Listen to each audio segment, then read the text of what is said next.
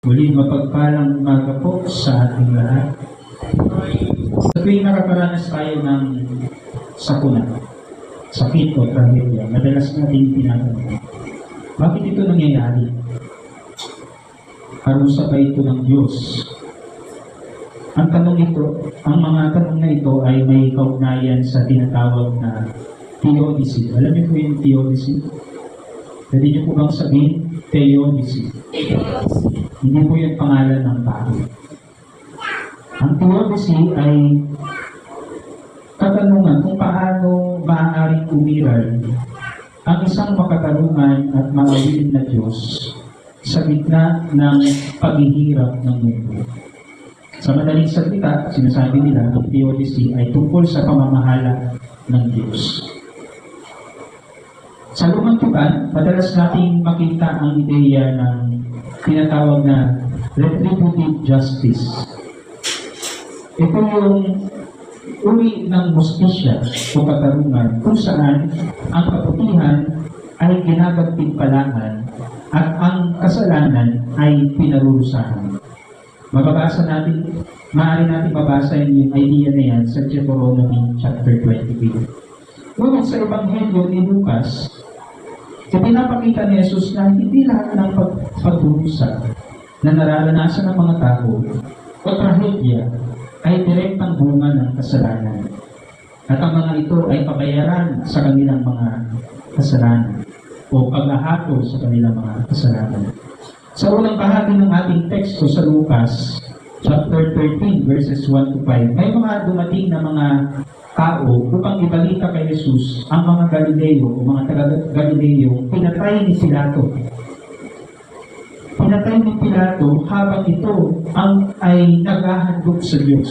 No? Grabe.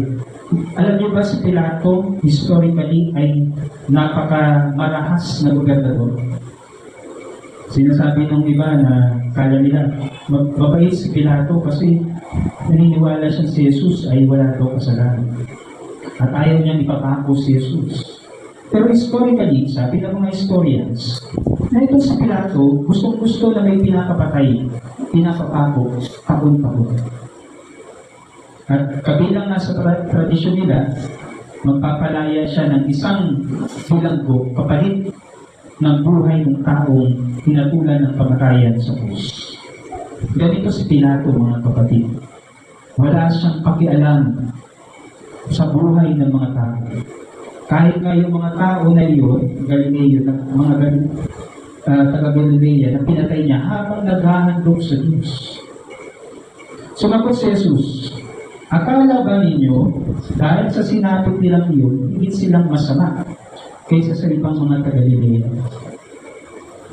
Nangyari itong mga bagay na ito, mga pangyayari ito, pagkatapos niyang ituro sa mga tao ang tungkol sa pagkilala sa mga palatandaan ng panahon. Na sa pamamagitan ng mga palatandaan iyon, malalaman nila kung ano yung mensahe o sinasabi ng Diyos sa kasalukuyan. At pinangaral niya rin ang tungkol sa pagkasundot sa mga kaaway. Pero sa panahon ito, iniisip marami ng mga tao na ang mga taong iyon na napahamak ay nagpapahiwatig na sila ay makasalanan, kaya hindi sila nakaligtas sa kapahamakan na dinulot ng Diyos bilang paghatol sa kanila. At sila naman na hindi napabilang sa kapahamakan iyon ay iniisip na mas matuwid kaysa mga napahamak. Sa parehong kalagayan, ganun din ang tanong ni Jesus sa 18 tao na namatay sa pagbagsak ng tore ng Siloe. Alam niyo, sa panahon na tayo ay tumadaan o nagkakaroon ng malaking krisis, iniisip natin na pinagbabayaran natin ang kasalanan na ating ginagawa sa Diyos. Noong panahon na bumaan ang Yolanda sa Visayas, sinasabi nila, yan kasi, makasalanan kasi yung mga tao. Ito lang, nung nagkaroon ng matinding sunod o wildfire doon sa Los Angeles, California, Iniisip nila na yung mga tao kasi doon, hindi na naniniwala sa Diyos. Marami din tao naniwala na sa kalagitnaan ng sunog na yun, meron daw isang bahay na hindi natupo at iniligtas ng Diyos kasi daw Christian yun. Yung mga ganitong pag-iisip, mga kapatid, ang naglalagay sa atin sa kapahamakan. At sa tekstong ito, malinaw na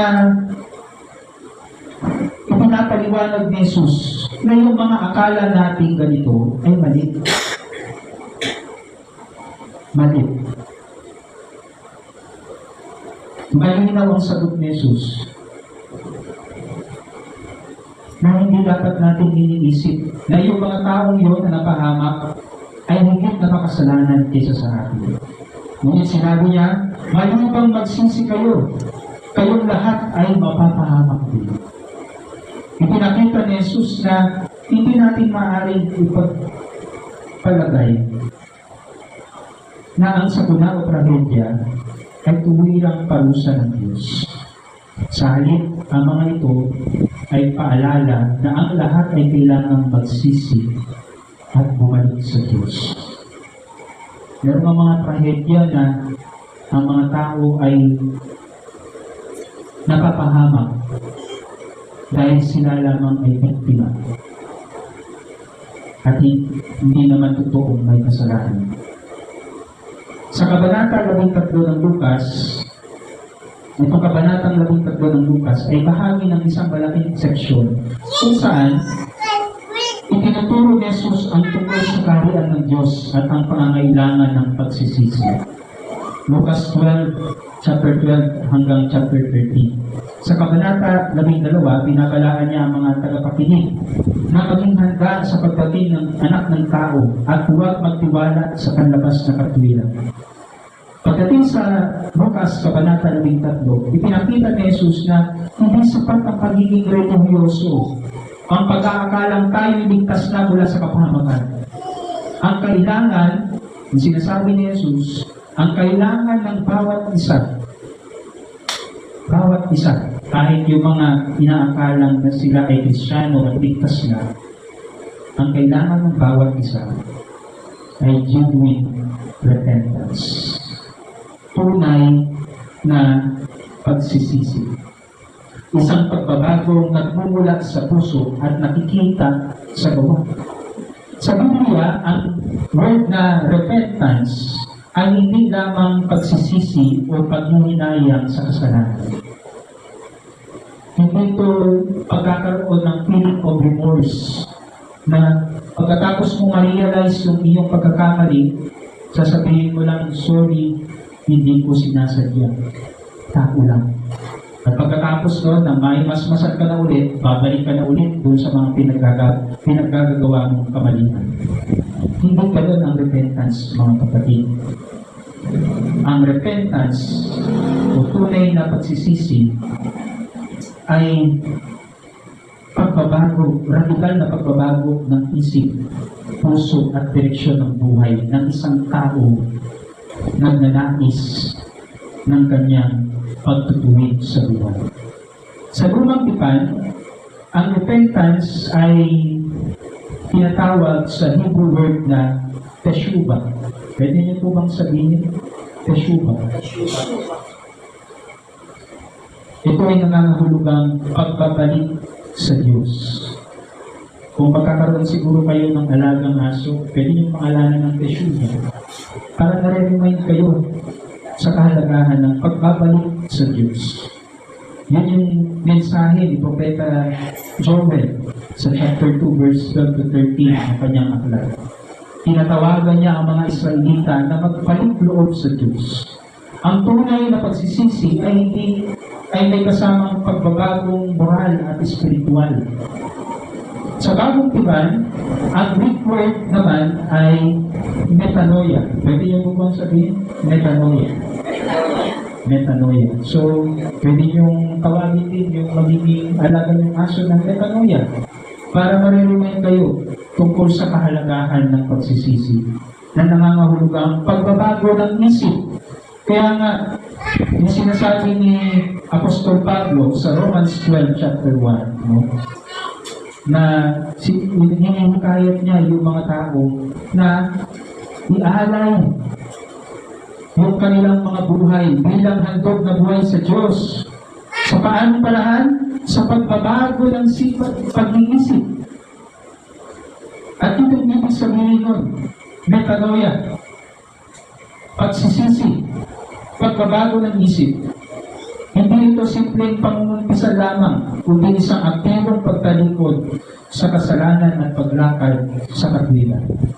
Sa madaling salita, ang tunay na pagsisisi ay hindi lamang panlabas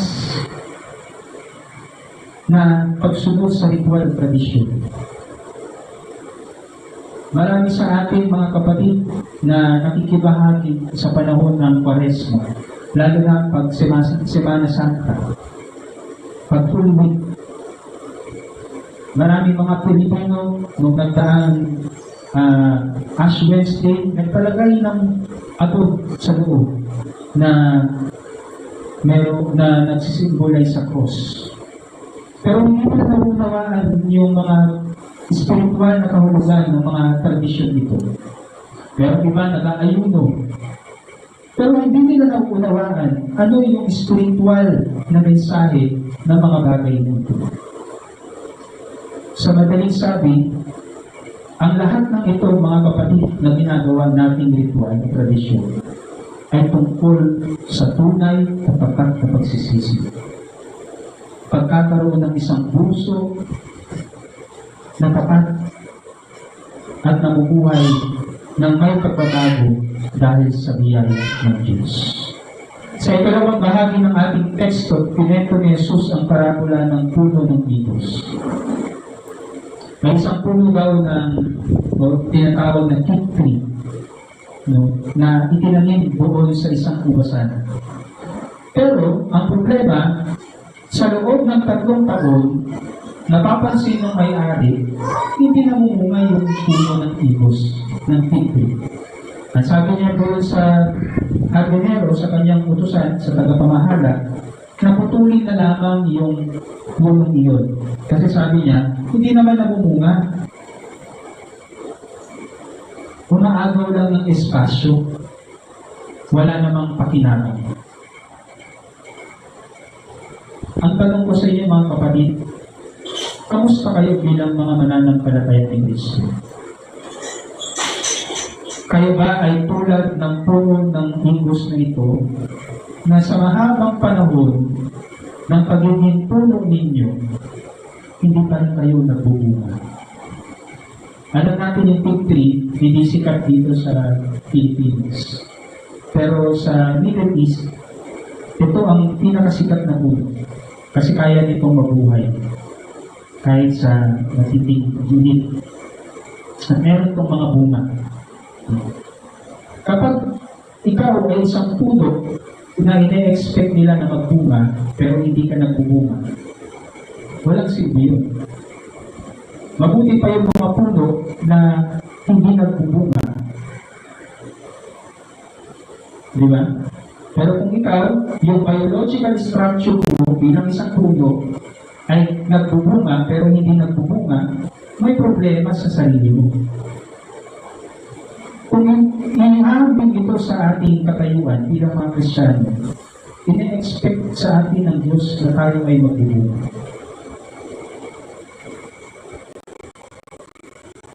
Yun yung ating spiritual capacity o tendency. Dapat magbunga tayo. Pero kung hindi tayo nagbunga, malaking problema yun. At baka sabihin ng Diyos sa atin, putulin na lang yan. Nakakadagdag lang ng espasyo, wala namang pakinabang. Pero ang mabuting balita sa mensahe ni Jesus ay ganito. Nung sinabi ng hardinero sa may-ari, nakiusap siya, bigyan pa po ninyo ng 1 pang taon. Aalagaan ko siya. Puhukahin yung gilid. Lalagyan ng mga pataba, baka sakaling magbunga. Pero kung hindi pa rin magbunga, tsaka nyo na lang putulin. Ibig sabihin nito, mga kapatid, binibigyan tayo ng Diyos ng pagkakataon. Pinapaalala sa atin ng talinghagang ito na una, ang Diyos ay makatarungan at maawain. Ang Diyos ay makatarungan at maawain. Yung may-ari ng ubasan, na sinasabi niya, dapat matuloy na yung puno na yan kasi hindi nabubunga. Ngunit sa kanyang habag, nagbigay pa siya ng kanyang pagkakataon upang patuloy na upang lumag yung puno iyon. Kung tayo ay ang puno ng higos na iyon, ipinapaalala sa atin ng Diyos na binibigyan tayo ng pagkakataon na magbunga. Pangalawa, pinapaalala din sa atin ng talinghagang ito ang katapuhan ng ating Panginoong Jesucristo. Tulad ng asindero, siya ang namamagitan para sa atin. Binibigyan tayo ng panahon upang magbalik loob. Huwag nawa natin sayangin ang panahon. Pangatlo, yung puno ng higos bilang tayo na mga tao. Tinatawag tayo upang mamunga ng mabubuting gawa. Yung tinatawag na fruit of the Spirit. Kung mananatili tayong hindi nagbabago, darating ang oras na hindi na tayo bibigyan ng isa pang pagkakataon. Ang talinghagang ito ay babala para sa ating lahat at biyaya para sa bawat isa. May pagkakataon pa tayong magsisi ngayon, ngunit darating ang oras na tapos na ang panahon ng biyaya ng Diyos. Sa ating lipunan ngayon, makikita natin ang pangangailangan ng tunay na pagsisisi. Hindi lamang sa personal, kundi pati sa kanlipunan at pagpolitikal ng antas. Alam niyo po mga kapatid, ang pagsisisi ay hindi lamang personal or individual. Kailangan din ng pagsisisi bilang isang bayan, bilang isang lipunan. Kapag ang moralidad ng ating lipunan ay tumataus-bus at nasasadlak sa kaputikan ng kasamaan at kawalang katarungan, ibig sabihin lamang po, kailangan natin magsisi bilang isang bayan. At bilang isang mga mananampalataya, meron tayong malaking responsibilidad na ipanawagan ang pagsisisi ng bawat isa. Alam niyo po, ang panahon ng mga Israelita, isa sa dahilan kung bakit pinaparusahan ng Diyos yung kanilang bayan ay dahil yung mga tao sumasadsad yung kanilang moralidad at hindi nagiging tapat sa kanilang covenant sa Diyos na dapat sila ay maging simbolo ng kabanalan at kabutihan ng Diyos. Pero sa tuwing sila ay nandaraya sa kanilang kapwa-tao, lalo na sa mga maliliit at mahihirap, kapag binabayalugan nila ang katarungan, hindi sila nagiging mabuti na imahe ng Diyos sa sangkatauhan. Ganun din tayo mga kapatid. Tayo bilang mga tao ay nilikha sa wangis ng Diyos. Dapat natin isapamuhay ang pagiging tunay na kawangis ng Diyos. Sa paanong paraan? Sa paraan na kung saan sa gitna ng korupsyon, kawalan ng katarungan at pang-aabuso sa kapangyarihan, tinatawag tayo ng Diyos na hindi lamang sa pananalangin kundi sa aktibong pagbabago. Ang tunay na pagsisisi ay hindi lamang tungkol sa personal na kasalanan, kundi sa pagtindig laban sa mali at pagtataguyod ng katarungan. Micah 6:8, sinabi ng Diyos, alam ng tao kung ano ang mabuti para sa Diyos. Ang maging makatarungan at lumakad sa pagpapakumbaba. Maraming mga Kristyano ang bumabalik sa Diyos tuwing Kwaresma, ngunit walang tunay na pagbabagong espiritual. Tinatawag tayo ng Panginoon sa isang pananampalatayang may bunga, hindi lamang sa pagsisimba, kundi sa pamumuhay ng mabuting balita araw-araw. sa ating sarili, ano ang ating mga kasalanan na hindi pa natin tinatalikuran? Kamusta ang ating mga ugali? Mayaman ba tayo? Mapagmusga ba tayo? Wala ba tayong malasakit sa ating kapwa? Ang tunay na pagsisisi ay nangangahulugang pag-amin, paghingi ng tawad at pagbabagong buhay. Sabi nga ni Louis Corns, genuine repentance must bear the seal of a corrected life. Ang tunay na pagsisisi ay kailangang nagbubunga ng palatandaan ng tuwid o pagtutuwid na buhay. Kung tayo ay nagpapatuloy sa ating maling ginagawa, saan doon ang tunay na pagsisisi? Kung tayo ay nananatili na maging sarado ang pag-iisip at nananatili na pinapakinggan lang yung ating mga sarili, saan doon ang tunay na pagsisisi? Mga kapatid, ang Kwaresma ay hindi lang tungkol sa pag-aayun at pagdarasal. Hindi lang sa pakikinig ng mga mensahe, sa pakikibahagi ng huling hapunan ng Panginoon at paghuhugas ng mga paa, hindi lang sa pakikinig ng 7 last words. Ito ay isang panawagan sa tunay na pagbabago. Ang talinhaga ng puno ng higos ay isang pabala. Binibigyan tayo ng Diyos ng pagkakataon, ngunit hindi habang buhay. Kung wala tayong bunga ng kabutihan, ano ang silbi ng ating pananampalataya? Huwag nawa tayong humantong sa pagkakataon na huli na ang lahat at saka natin marinisip na dapat pala nagbagong buhay natin. At huwag natin isipin na porket tayo ay mga Kristiyano at tumatawag sa Panginoon, ligtas na tayo sa kapahamakan. Hinalaan ni Jesus ang mga tao na sinabi niya, hindi lahat ng taong tumatawag sa akin ng Panginoon ay tunay na nakakilala sa akin. Tunay na naliligtas. Kaya ngayong panahon ng Kwaresma, tanungin natin yung ating mga sarili. Meron ba akong tunay na pagsisisi o panlabas lamang? Ano ang kailangan kong itama sa aking buhay?